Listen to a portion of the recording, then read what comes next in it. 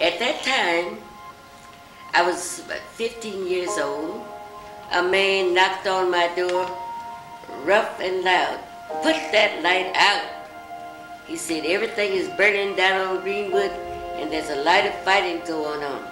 People were coming from everywhere, like ants coming out of a hole, all over down the track, and we started running too.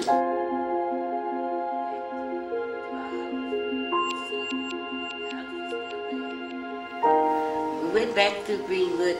I thought I would never, ever come back to Tulsa because there was not a building standing, and as we drove out to where we lived, there was not a house standing. No houses were standing. Everything was burning.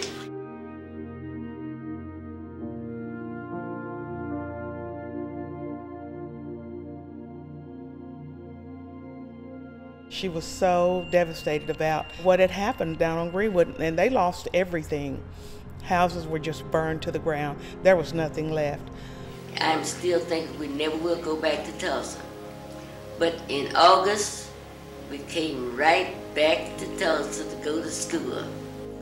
Now, when she would share some of the stories, you could see the pain, just the memory of it. But then she would shift to something more positive and talk about how they came out of that.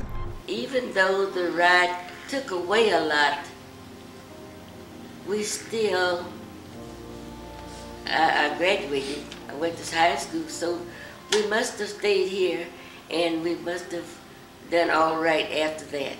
So times got better, I guess I'd say. I think the trauma and not wanting to pass on that trauma is why they didn't want to share all of the pain of what happened. I'll probably learn more from watching her videos during her interviews. So you want to just tell us your story? It just shocked me, to hear of the detail that she went into there, because I didn't get all of that detail when she would talk to me about it sometimes.